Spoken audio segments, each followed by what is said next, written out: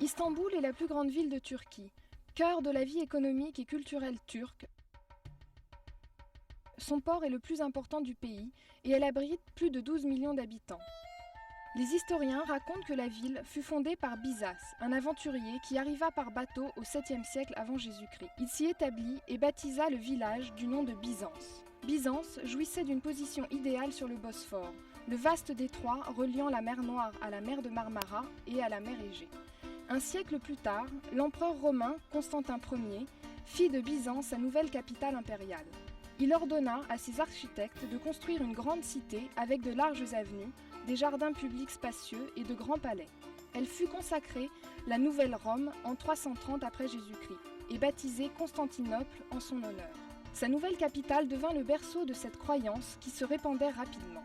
2 siècles plus tard, en 537 après Jésus-Christ, l'empereur Justinien le Grand inaugura son plus grand projet de construction, la basilique Sainte-Sophie ou Hagia Sophia. Érigée sur une colline surplombant le Bosphore, à l'emplacement exact où se dressait auparavant le temple païen de Byzance, l'immense église était considérée comme l'édifice le plus imposant et le plus somptueux au monde à cette époque. L'église byzantine, Saint-Sauveur de Chora, construite au XIe siècle, est très différente. Une petite église, magnifiquement décorée, qui fut construite comme un centre monastique. Située près des énormes murs d'enceinte de la cité, elle recèle les plus belles mosaïques byzantines de la région. Les fresques de la chapelle Paraclésione sont le reflet d'un nouveau mouvement de l'art byzantin, rappelant celui de la Renaissance en Italie. L'église est maintenant transformée en mosquée. Près d'Hagia Sophia se trouvait l'hippodrome, lieu dédié aux distractions publiques, tournois, courses de chars et grands événements. Le long de sa ligne de division centrale subsistent des ruines du passé. Un obélisque égyptien en granit acheminé par bateau sur le Nil, une colonne en serpentine mordorée autrefois coiffée de 3 têtes de serpent, la colonne de Constantin recouverte de plaques de bronze brillant durant la période byzantine.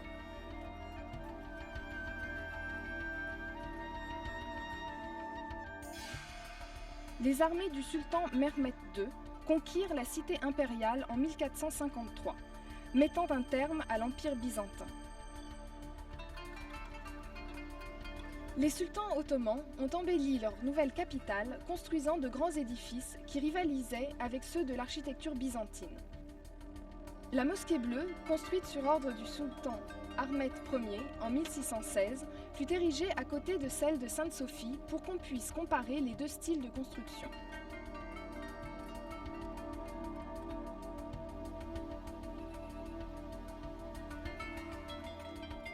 Le sultan dota sa grande mosquée impériale d'autres constructions pour le peuple. Des fontaines, un hôpital, une soupe populaire, des bains turcs, une école de théologie, des habitations, boutiques et entrepôts.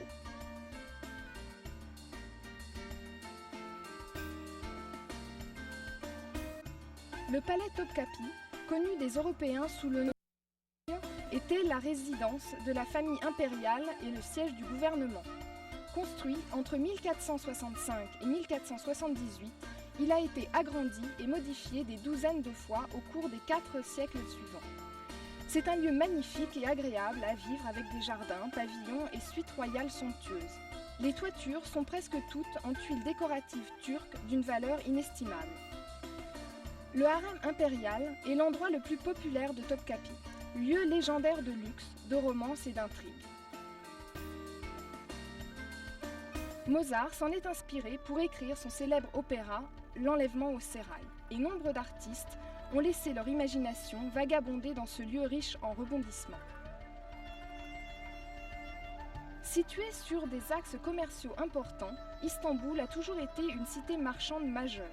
Le Grand Bazar, avec ses 4000 boutiques, est considéré comme l'un des marchés les plus fascinants au monde.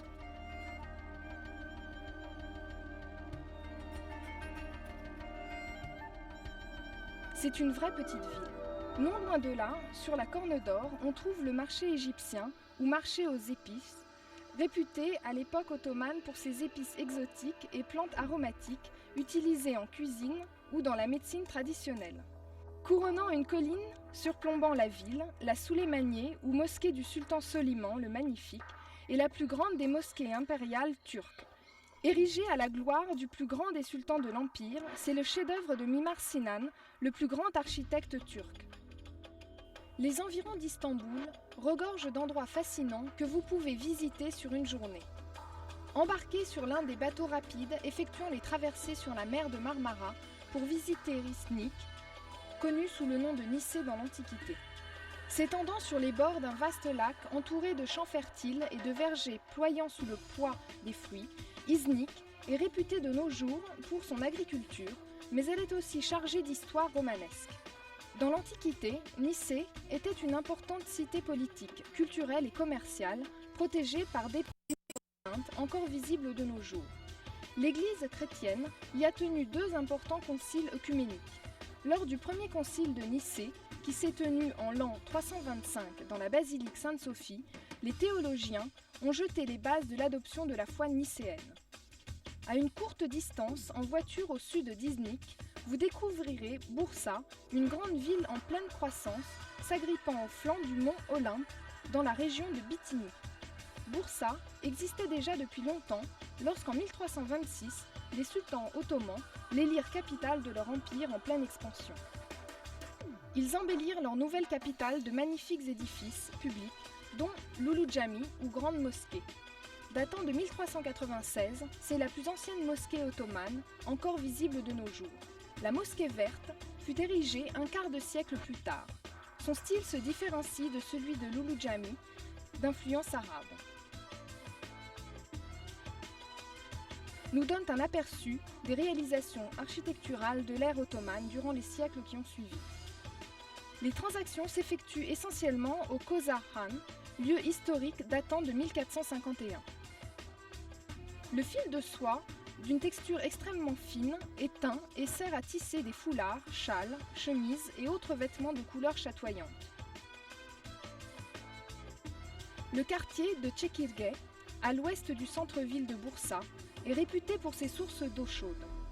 Les Romains appréciaient ces bains, tout comme les Ottomans avant eux, qui ont restauré et amélioré les installations.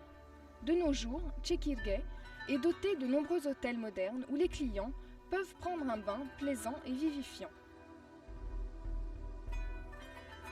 Si vous vous dirigez vers l'ouest d'Istanbul ou de Bursa, il vous suffira de quelques heures pour atteindre les Dardanelles, le détroit historique qui relie la mer Égée et la Méditerranée à la mer Noire et à la mer de Marmara. Durant la Première Guerre mondiale, Winston Churchill envoya une importante armée alliée forcer le passage à travers le détroit des Dardanelles pour prendre Istanbul et rouvrir les voies maritimes vers la Russie. La forte résistance de l'armée turque l'a stoppée, mais les pertes furent lourdes de part et d'autre. Les Alliés perdirent plus de 250 000 hommes et les Ottomans également. Surplombant l'embouchure méridionale des Dardanelles se dresse l'ancienne ville de Troie. Son occupation humaine remonte à l'âge du bronze. Les historiens contemporains pensent que la guerre de 10 ans avait probablement pour cause le contrôle du détroit des Dardanelles. Quoi qu'il en soit, les Troyens la perdirent. Ils furent incapables de repousser l'énorme cheval en bois des Achéens qui pénétra dans leur ville. Durant la nuit, les soldats achéens, cachés à l'intérieur du cheval, en sortirent et ouvrirent les portes de la ville aux envahisseurs. Troie fut saccagée et brûlée.